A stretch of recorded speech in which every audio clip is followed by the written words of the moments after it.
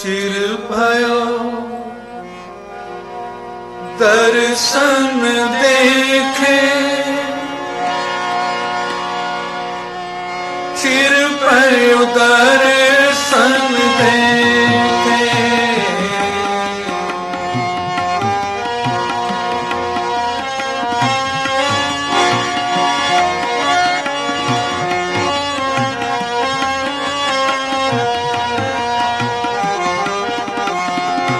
चिर भयो दर्शन देखे, चिर भयो दर्शन देखे। कहे रविदास आस लग जीवो,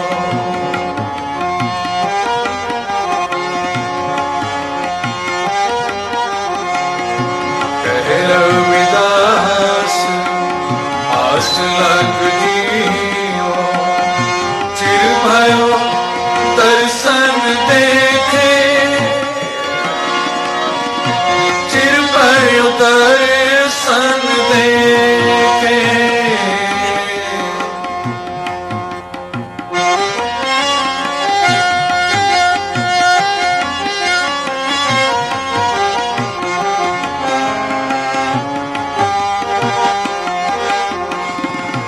हम सर्दी दयाल न तुम सर, अब पतियार क्या कीजे,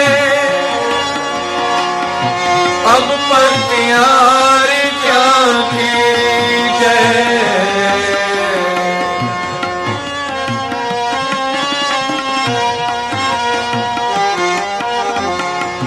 बचनी तो और मन माने,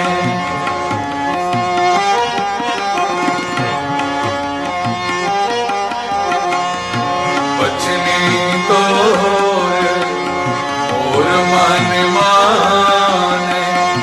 जन को पूरन दीजे, जन को पूरन दीजे।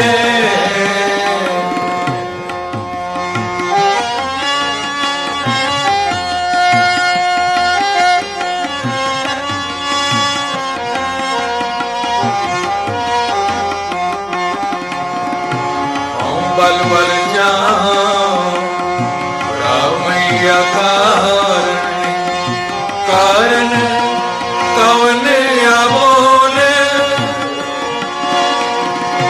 कारण कवन अबोल।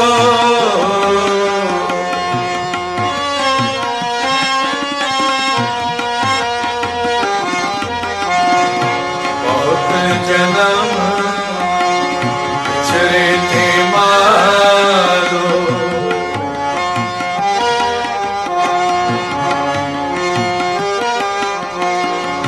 बहुत जन्म चरे थे मारो।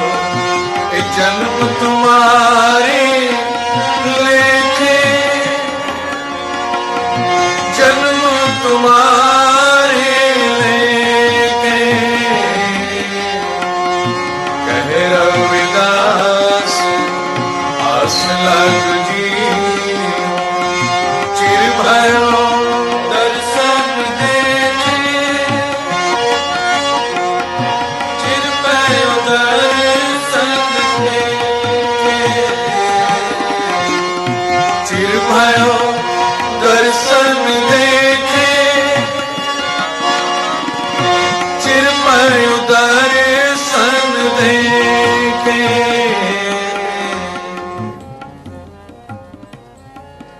हिंदुस्तान का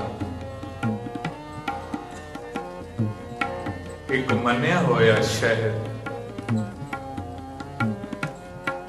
बनारस। बनारस शहर जिथे एक मन्या होया मशहूर शहर है, उथे नाल तीर्थ स्थान भी है। इस बनारस शहर दे विच चमारां दे महल्ले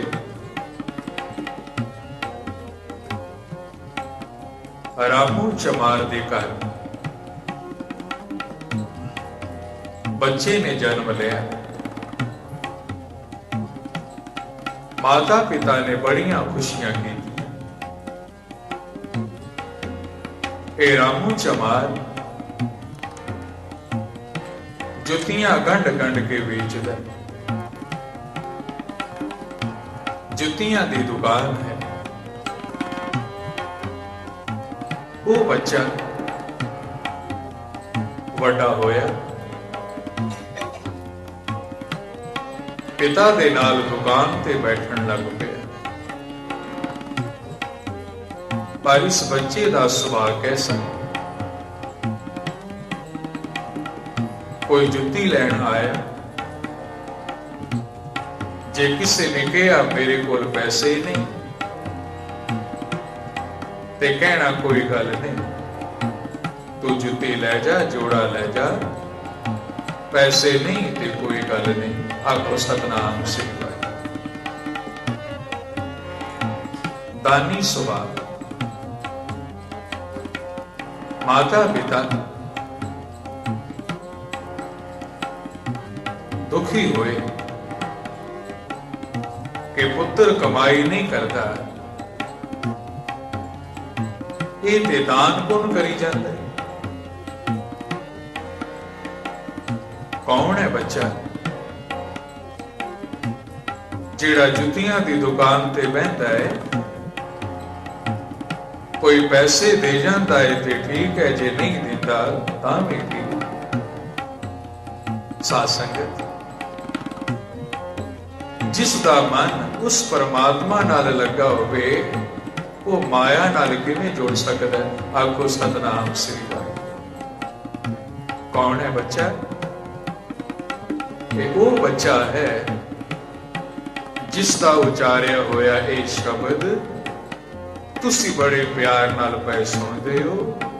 नाम है भगत रविदास। आखो सतनाम श्री वाहिगुरू। किन्नी तड़प मन विच। कहे रविदास आस लग जीवो, चिर पायो दर्शन देखे। ऐ परमात्मा बड़ा चिर हो गया तेरे दर्शन कीते हैं। ए रविदास इस आस ते बैठा है कदी तां तेरे दर्शन होणगे। हुण साध संगत, जिहदे मन विच इन्ना वैराग होवे वो फिर दुनिया दे राग रंगां वल, धन दौलत वल किवें ध्यान दे सकदा है? आओ एक बारी सारे करो रसना पवित्र। चिर भयो दर्शन देखे, चिर भयो दर्शन देखे। कहे रविदास आस लग जीवो, कहे रविदास आस लग जीवो। चिर भयो दर्शन देखे, चिर भयो दर्शन देखे। माता पिता ने सलाह की क्यों ना रविदास का ब्याह कर दे, घर वाली आएगी, सुभाव बदल जाएगा, जिम्मेवारी पवेगी। भगत रविदास का ब्याह कर दिता। भगत जी की शादी हो गई, पर साध संगत भागा दी गल। घरवाली ऐसी मिली जे भगत रविदास कहते ने दिन है ते घरवाली अगों हाथ जोड़ के कहती सत बचन स्वामी जी दिन है। जे भगत जी कहते ने रात है ते घरवाली कहती सत बचन रात है। ਭਗਤ ਰਵਿਦਾਸ ਜੇ ਅੰਮ੍ਰਿਤ ਵੇਲੇ 3 ਵਜੇ ਉੱਠਦੇ ਹਨ ਤੇ ਘਰ ਵਾਲੀ ਉਹਨਾਂ ਤੋਂ ਪਹਿਲਾਂ ਉੱਠ ਕੇ ਇਸ਼ਨਾਨ ਕਰਦੀ ਹੈ ਔਰ ਭਗਤ ਜੀ ਵਾਸਤੇ ਪਾਣੀ ਭਰ ਕੇ ਰੱਖਦੀ ਹੈ ਇਸ਼ਨਾਨ ਵਾਸਤੇ। ਸੁਭਾਅ ਇੱਕ, ਵਿਚਾਰ ਇੱਕ। ਸਾਧ ਸੰਗਤ, ਨਾਮ ਵੀ ਤਾਂ ਹੀ ਜਪਿਆ ਜਾ ਸਕਦਾ ਹੈ ਜੇ ਘਰ ਵਿੱਚ ਸਲੂਕ ਹੋਵੇ। ਹੁਣ ਇੱਕ ਅੰਮ੍ਰਿਤ ਵੇਲੇ ਉੱਠ ਪਵੇ ਤੇ ਦੂਸਰਾ ਆਖੇ ਨਾ ਆਪ ਸੌਂਦਾ ਹੈ ਨਾ ਸਾਨੂੰ ਸੌਣ ਦਿੰਦਾ। ਸਵੇਰੇ ਕਲਪਨਾ ਪੈ ਜਾਏ ਤੇ ਉਹਨੇ ਨਾਮ ਕੀ ਜਪਣਾ, ਆਖੋ ਸਤਨਾਮ ਸਿੰਘ। ਇੱਕ ਗੱਲ ਯਾਦ ਆਈ, ਕਬੀਰ ਸਾਹਿਬ ਘਰ ਬੈਠੇ ਸਨ। ਆਪਣੀ ਘਰਵਾਲੀ ਮਾਤਾ ਲੋਈ ਨੂੰ ਕਹਿਣ ਲੱਗੇ, ਲੋਈਏ ਅੱਗ ਬਾਲ। ਘਰਵਾਲੀ ਕਹਿੰਦੀ 7 ਵਜੇ, ਅੱਗ ਬਾਲ ਦਿੱਤੀ। ਫਿਰ ਕਬੀਰ ਸਾਹਿਬ ਕਹਿੰਦੇ ਨੇ ਉੱਤੇ ਕੜਾਈ ਰੱਖ, 7 ਵਜੇ। ਫਿਰ ਕਬੀਰ ਸਾਹਿਬ ਕਹਿਣ ਲੱਗੇ, ਲੋਈਏ ਕੜਾਈ ਦੇ ਵਿੱਚ ਘਿਓ ਪਾ ਦੇ, 7 ਵਜੇ। ਫਿਰ ਕਿਹਾ ਹੁਣ ਘਿਓ ਦੇ ਵਿੱਚ ਰੇਤ ਪਾ ਦੇ, 7 ਵਜੇ। ਫਿਰ ਕਿਹਾ ਹੁਣ ਕੜਾਈ ਦੇ ਉੱਤੇ ਕਪੜਾ ਦੇ ਦੇ, 7 ਵਜੇ। ਜਦ ਕਪੜਾ ਚੁੱਕਿਆ ਤੇ ਉਹ ਕੜਾ ਪ੍ਰਸ਼ਾਦ ਬਣਿਆ ਸੀ, ਆਖੋ ਸਤਨਾਮ ਸ੍ਰੀ ਵਾਹਿਗੁਰੂ। ਹੁਣ ਸਾਡੇ ਵਰਗਾ ਇੱਕ ਪ੍ਰੇਮੀ ਕੋਲ ਬੈਠਾ ਦੇਖਦਾ ਪਿਆ ਸੀ। ਉਹ ਕਹਿਣ ਲੱਗਾ ਇਹ ਕੰਮ ਬੜਾ ਸੌਖਾ ਹੈ, ਮੈਂ ਵੀ ਘਰ ਜਾ ਕੇ ਕਰਨਾ, ਆਖੋ ਸਤਨਾਮ ਸ੍ਰੀ ਵਾਹਿਗੁਰੂ। ਤੇ ਕਬੀਰ ਸਾਹਿਬ ਦਾ ਗਿਜਿਆ ਹੋਇਆ ਆਪਣੇ ਘਰ ਜਾ ਪਹੁੰਚਿਆ।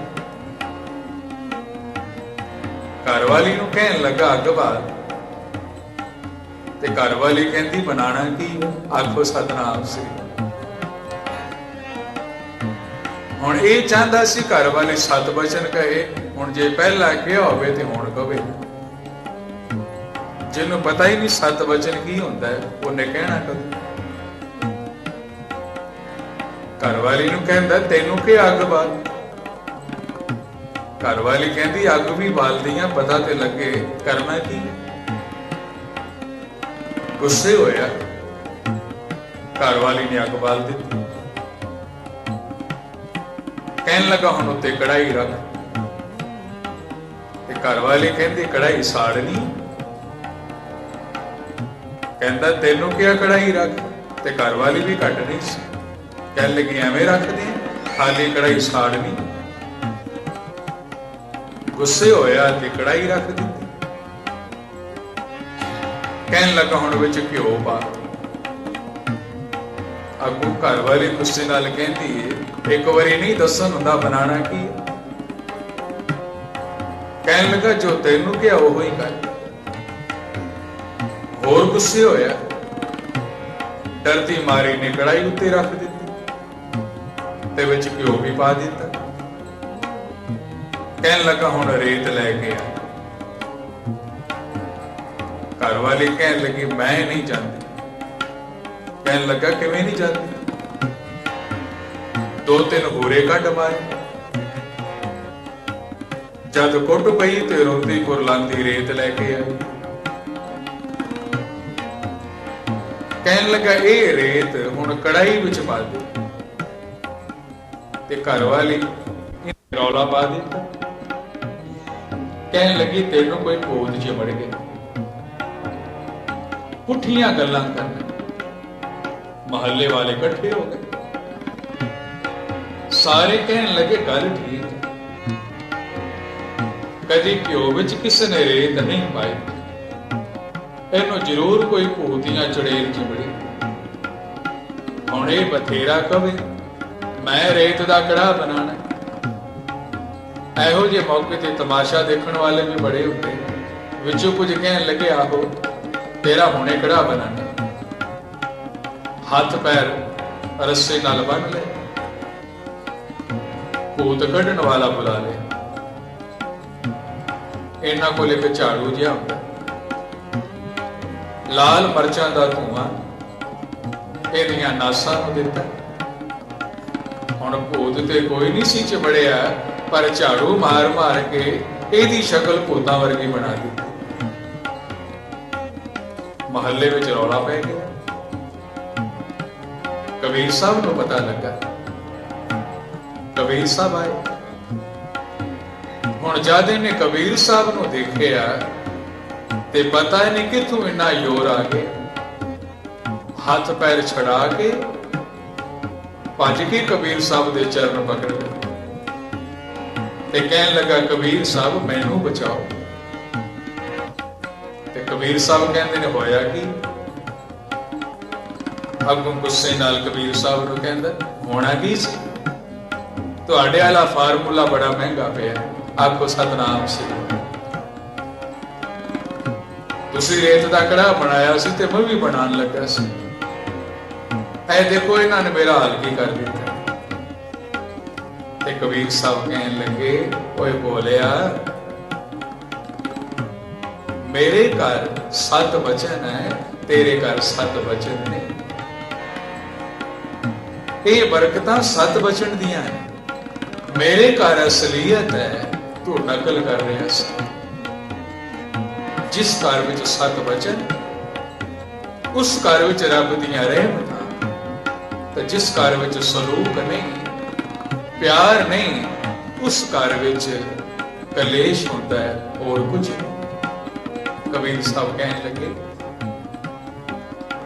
7 ਬਚਨ ਹੋਵੇਗਾ ਤੇ ਸਭ ਕੁਝ ਹੈ, ਜੇ 7 ਬਚਨ ਨਹੀਂ ਤੇ ਫਿਰ ਕੁਝ ਵੀ ਨਹੀਂ। ਇਹ ਕਥਾ ਕੇਵਲ ਸੁਣਨ ਵਾਸਤੇ ਨਹੀਂ, ਸਿੱਖਿਆ ਵਾਸਤੇ ਕਿ ਪਤੀ ਪਤਨੀ ਹੋਣ ਤੇ ਉਹਨਾਂ ਦਾ ਸੁਭਾਅ ਔਰ ਵਿਚਾਰ ਕੈਸਾ ਹੋਵੇ, ਭਗਤ ਕਬੀਰ ਸਾਹਿਬ ਵਰਗਾ। ਕਬੀਰ ਸਾਹਿਬ ਕਹਿੰਦੇ ਨੇ ਅਕਵਾਲ ਤੇ ਘਰਵਾਲੀ ਕਹਿੰਦੀ ਹੈ 7 ਬਚਨ। ਹੁਣ ਇਸ ਨੂੰ ਸੁਣ ਕੇ ਅਸੀਂ ਆਪਣੇ ਮਨਾਂ ਵਿੱਚ ਦੇਖੀਏ, ਅਸੀਂ ਕਿੰਨਾ ਕਿ ਇੱਕ ਦੂਸਰੇ ਦਾ ਕਹਿਣਾ ਮੰਨਦੇ। ਪਤੀ ਕਹਿੰਦਾ ਹੈ ਤੇ ਘਰਵਾਲੀ ਜੀ ਕਰਕੇ ਅੱਗੋਂ ਬੋਲਦੀ 7 ਬਚਨ ਕਹਿੰਦੀ, ਜਾਂ ਘਰਵਾਲੀ ਕੁਝ ਕਹਿੰਦੀ ਹੈ ਤੇ ਅੱਗੋਂ ਪਤੀ ਉਹਦੀ ਗੱਲ ਦਾ ਮਾਨ ਰੱਖਦਾ। ਇਸ ਕਥਾ ਤੋਂ ਸਿੱਖਿਆ ਲੈ ਜਿਹਨੂੰ ਮਾਰ ਮਾਰ ਕੇ ਜਿਹਦੀ ਭੂਤਾਂ ਵਰਗੀ ਸ਼ਕਲ ਬਣਾ ਦਿੱਤੀ, ਉਹਨਾਂ ਵਰਗਾ ਜੀਵਨ ਜਿਉਣਾ ਹੈ ਕਿ ਭਗਤ ਕਬੀਰ ਔਰ ਮਾਤਾ ਰੋਈ ਵਰਗਾ ਜੀ। ਇਹ ਤੇ ਹੁਣ ਤੁਹਾਡੇ ਹੱਥ ਹੈ, ਜੀ ਕਰਕੇ ਬੁਲਾਓ ਤੇ ਜੀ ਕਰਕੇ ਬੋਲੋ। 7 ਬਚਨ ਰੱਖਾਂਗੇ ਤੇ ਘਰ ਵਿੱਚ ਸੁੱਖ ਹੈ। ਅਗਰ ਇੱਕ ਕਹੇ ਤੇ ਦੂਸਰਾ ਕੋ ਆਗੜੇ, ਤੂੰ ਕੌਣ ਹੋਣਾ ਮੈਨੂੰ ਕਹਿਣ ਵਾਲਾ, ਤੇ ਕਲੇਸ਼ ਸ਼ੁਰੂ। ਤੇ ਜੇ ਇੱਕ ਦੂਸਰੇ ਦਾ ਪਿਆਰ ਨਾਲ ਕਹਿਣਾ ਮੰਨਾਂਗੇ ਤੇ ਸਵਰਗ ਲੱਭਣ ਦੀ ਲੋੜ ਨਹੀਂ, ਸਾਡਾ ਘਰ ਹੀ ਸਾਡਾ ਸਵਰਗ ਹੋਵੇਗਾ। ਚਿਰ ਭਇਓ ਦਰਸ਼ਨ ਦੇਖੇ, ਚਿਰ ਭਇਓ ਦਰਸ਼ਨ ਦੇਖੇ, ਕਹਿ ਰਵਿਦਾਸ ਆਸ ਲੱਗਦੀ, ਕਹਿ ਰਵਿਦਾਸ ਆਸ ਲੱਗਦੀ। ਚਿਰ ਭਇਓ ਦਰਸ਼ਨ ਦੇਖੇ, ਚਿਰ ਭਇਓ ਦਰਸ਼ਨ ਦੇਖੇ। ਭਗਤ ਰਵਿਦਾਸ ਔਰ ਉਹਨਾਂ ਦੀ ਘਰਵਾਲੀ ਇੱਕ ਸਵਾਲ ਵਿਚਾਰ ਇੱਕ, ਪਰ ਮਾਤਾ ਪਿਤਾ ਹੋਰ ਦੁਖੀ ਹੋ ਗਏ। ਅੱਗੇ ਤੇ ਪੁੱਤਰ ਦਾਨੀ ਸੀ, ਅੱਗੋਂ ਨੂੰ ਵੀ ਦਾਨੀ ਨਿਕਲੀ। ਆਖੋ ਸਤਨਾਮ ਸ੍ਰੀ ਵਾਹਿਗੁਰੂ। ਇੱਕ ਦਿਨ ਮਾਤਾ ਪਿਤਾ ਨੇ ਕਿਹਾ, ਰਵਿਦਾਸ ਤੈਨੂੰ ਪਾਲਿਆ ਔਰ ਤੇਰਾ ਵਿਆਹ ਕਰ ਦਿੱਤਾ। ਸੋਚਿਆ ਸੀ तू कमाई करके सानू खुआएगा, पर तू ते दानी है, असी तेनू कमा के नहीं खुआ सकते। इस तरह कर, जो समान चाहिए ले ले ते वखरे हो जा। साडे वालों कमाई कर, साडे वालों दान करी जा।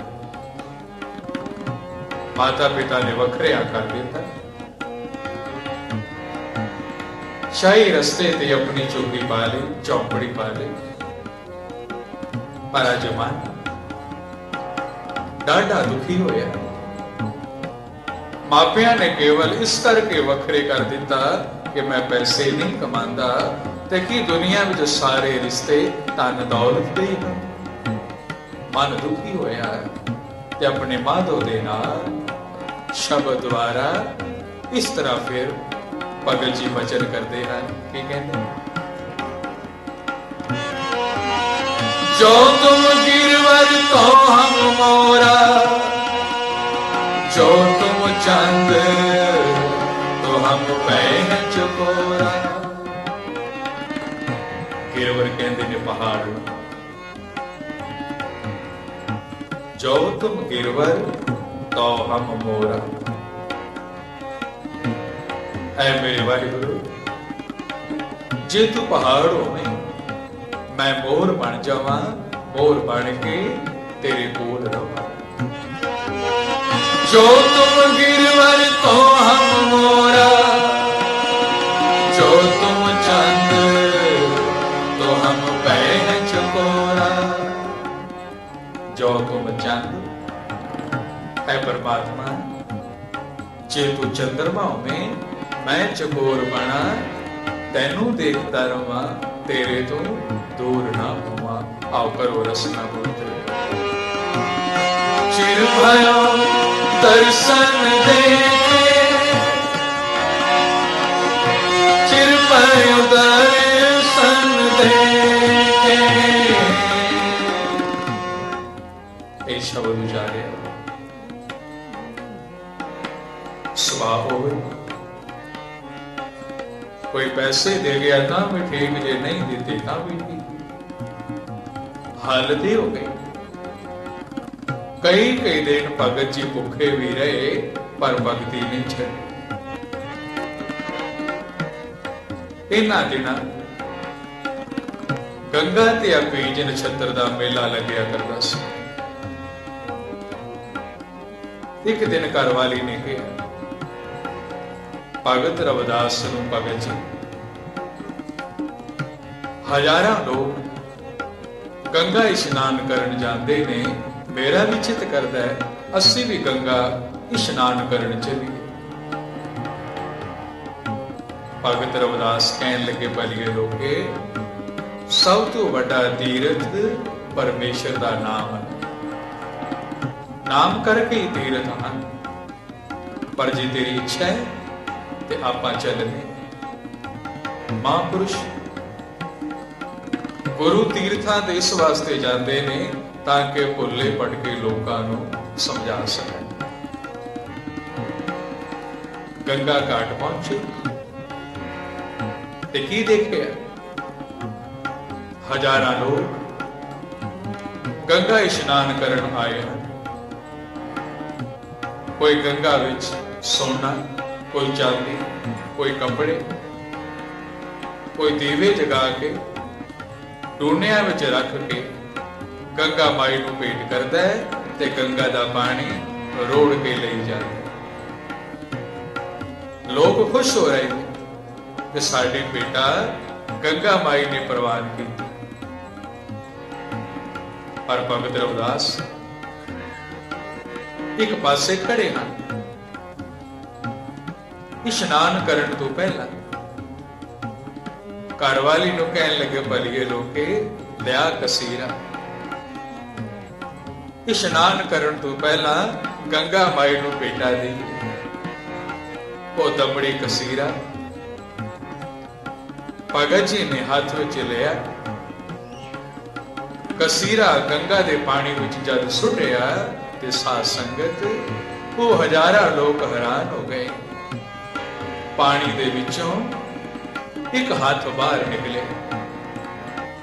वो कसीरा उस हाथ ने पकड़िया तो एक आवाज आई, रविदास तेरी बेटा गंगा माई ने प्रवान की थी। आखो सतनाम श्री। इस गल की गवाही भगत रविदास जी जिथे देते हैं उथे नाल ही सिख धर्म के वेद व्यास भाई गुरदास जी अपनी वार में इस तरह बयान करते हैं, लया कसीरा हाथ कढ़। गंगा माई ने पानी विचों हाथ बाहर कढ़ के भगत जी का कसीरा प्रवान किया ते लोग हैरान हो गए कि किसी दी बेटा गंगा माई इस तरह भी प्रवान करती है। चिर भयो दर्शन देखे, चिर भयो दर्शन देखे, चिर भयो दर्शन देखे, चिर भयो दर्शन देखे। गंगा स्नान करके भगत जी घर वापस आए। दिन बीतते गए। एक दिन एक महात्मा रविदास जी की चुप्पी विच आए। अपने सुभाव अनुसार जो कुछ बल्ले सी सेवा की। जान लगे वो महात्मा कहते ने, रविदास तू बड़ा गरीब है, तेरे कोल माया नहीं है, मेरे कोल एक पारस है, ये पारस तू ले ले। ये पारस जिन्हों भी लाएगा वो चीज सोना बन जाएगी। सोना बाजार बेच ते सोने मंदिर मकान बना, आए गए की सेवा कर। ते साध संगत भगत रविदास जवाब की देते उस साधु कहन लगे, महात्मा मेरे को इन्ना समा नहीं कि पहला मैं पारस दे नाल सोना बनावा, फिर उस सोने नूं बाजार वेचन जा। जिन्ना समा मैं सोना बना के बेचना है, उन्ना समा मैं होर नाम ना जपांगा। आखो सतनाम श्री। ये हन भगत। हर कोई भगत नहीं बन सकता, हर कोई गुरमुख भी नहीं हो सकता। आप तो जिन्हों मर्जी कह देने आओ गुरमुख हो गई। अजकल ते लोग दोहरी जिंदगी जीते, उत्तों कुछ होर ते बाहरों कुछ होर। उत्तों दिखावा इन्ना कि देखण वाला ये कहे कि ये वर्गा कोई गुरमुख है ही, ये वर्गा दानी कोई, ये वर्गा पुन्नी कोई। ते अंदरों लालसा ऐसी कि जे वस चले ते सारी दुनिया लुट के खा जाए। इथों तक देखिए कि लोग धर्म के नाम से भी ठगियां करते हैं। थोड़ा जिहा दान पुण्य कर दिता लोगों को दिखाने वास्ते, ते बाकी सारा कुछ आप सांभ ले। वड्डियां वड्डियां उगराइयां भी होंदियां हैं। थोड़ा जिहा लोग लगाते ने धर्म के नाम से, ते बाकी आप सांभ लेंदे। धार्मिक स्थानां दा भी ये हाल ते धार्मिक लोगों का भी ये हाल। दोहरी जिंदगी, उत्तों कुछ होर ते अंदरों कुछ होर। पर साहब जी कहते तू कला ही नहीं जोड़ता पे, तेरे तो पहला भी लोग बड़ा कुछ जोड़ गए, जोड़ते ही रह गए, नाल तो कुछ नहीं लैके गए। जोड़िया इत्थे ही रह गया, अपना तो शरीर भी इत्थे छड्ड गए, ते तू जोड़ के किथे तक ले जाएगा। आखो सतनाम श्री। भगत रविदास कहते है महात्मा